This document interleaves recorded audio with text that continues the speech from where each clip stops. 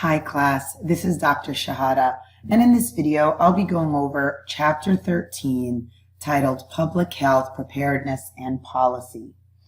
So when we're talking about disasters cause death, injury, disease, and property damage on a scale beyond the routine emergencies to which health systems are accustomed to.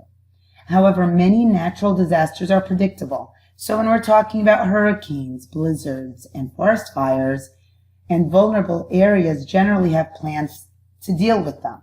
Although the adequacy of these plans may not be obvious until they're put to the test, these plans usually include prior evacuation of the population in affected areas to minimize negative health effects and loss of life.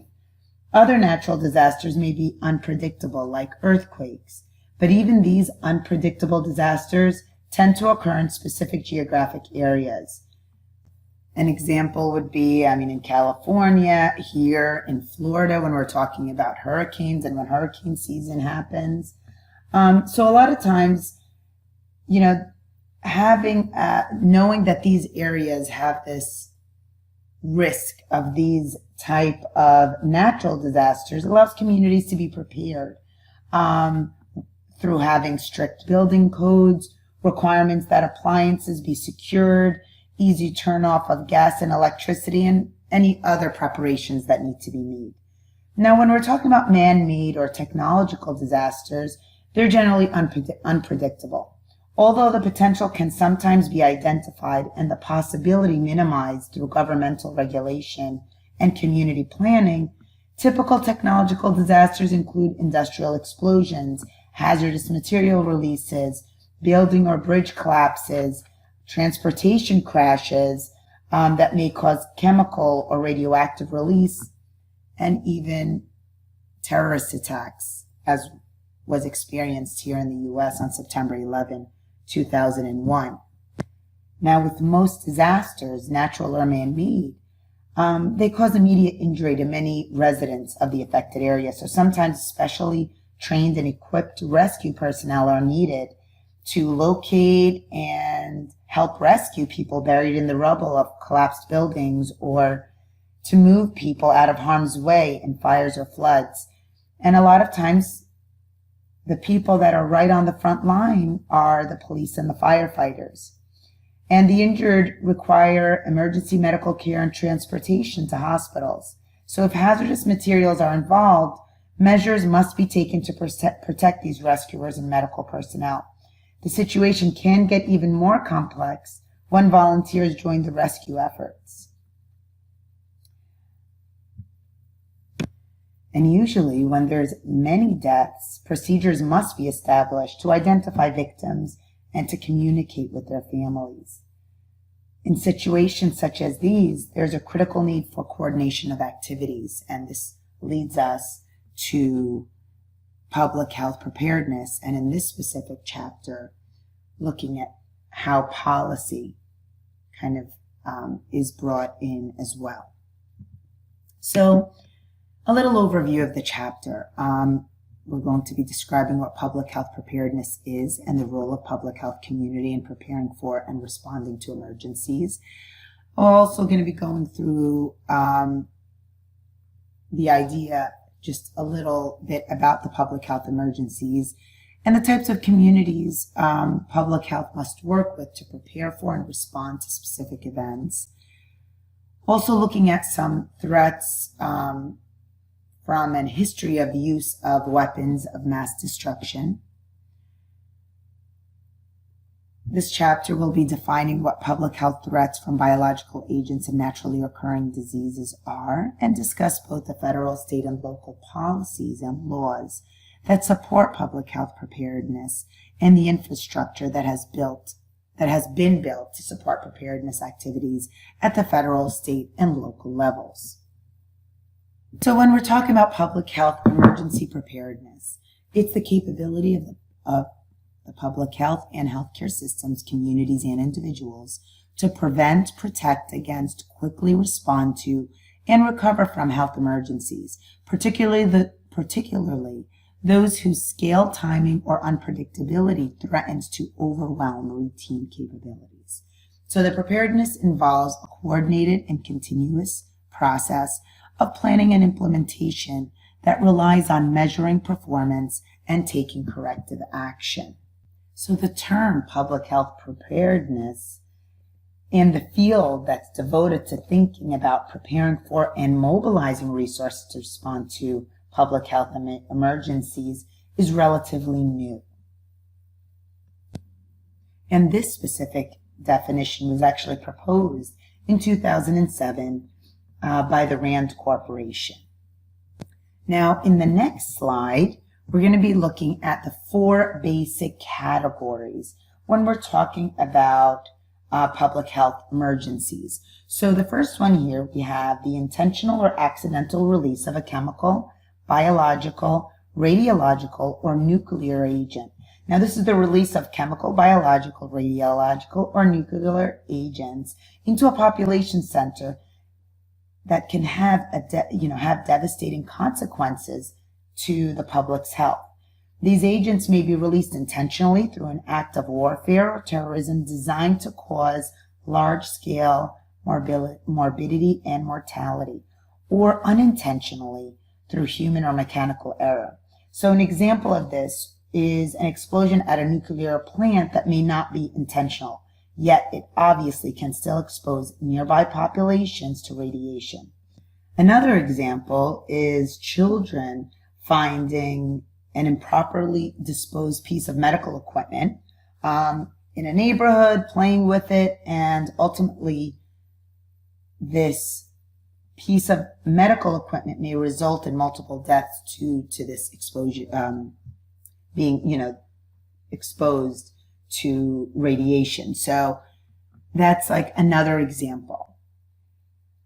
Now, when we're talking about the second category, which we're looking at natural epidemics or pandemics, which may involve a novel emerging infectious disease or a re-emerging agent or a previously controlled disease. The third category here is natural disasters. So when we're talking about natural disasters, we're talking about hurricanes, earthquakes, floods, or fires. Now, natural disasters have the potential to impact very large populations, and they really can lead to morbidity and mortality, disrupt basic services, pose environmental challenges, and really completely unhinge a community. Now, public health professionals have long been engaged in disaster response. So as long as there's been emergencies, there's been medical personnel attending to the needs of the population.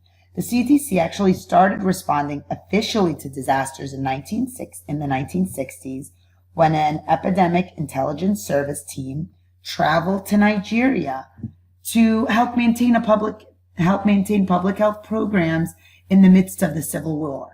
So over the decades, the CDC has developed public health and epidemiological tools to address the realities of disaster situations and displaced populations.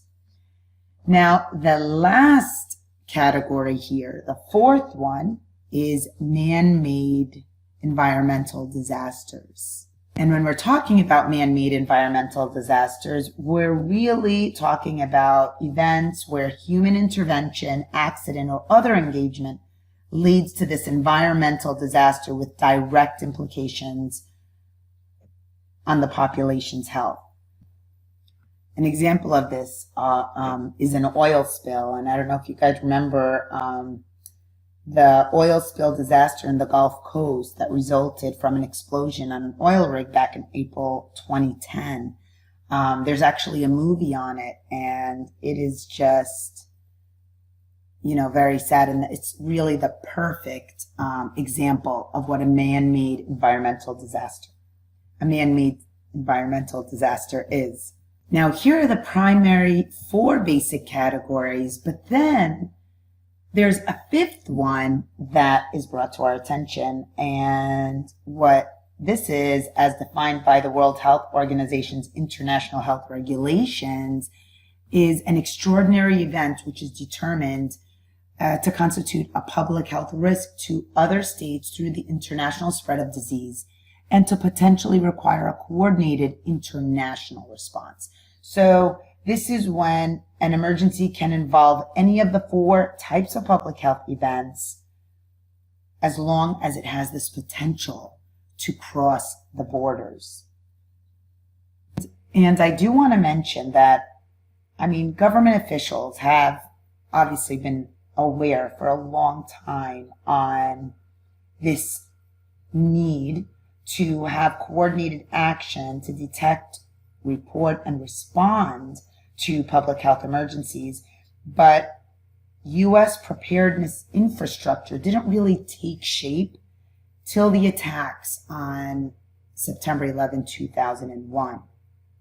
And this specific terrorist attack was, impacted our nation in such a devastating way. And it was when 2 jet planes hit the World Trade Center towers on September 11, 2001 at 8:46 a.m., 9:02 a.m. And I'm sure most of you remember where you were when it occurred. I know I do. And I remember watching it on the news that morning, and I couldn't really comprehend and truly fathom what was going on.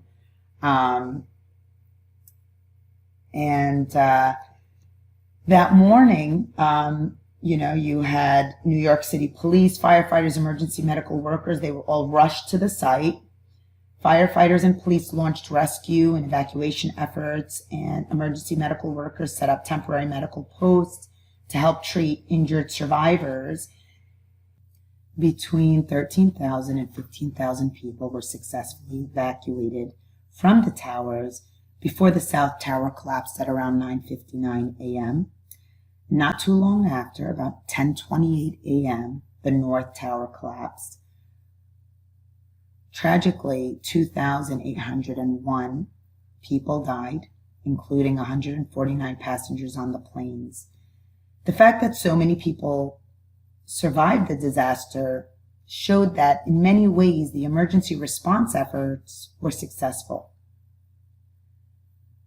However, there were also many things that went wrong on September 11. And one of the main issues that occurred is there were a lot of issues with communication, and rescue teams that were in the towers weren't aware of the first tower falling.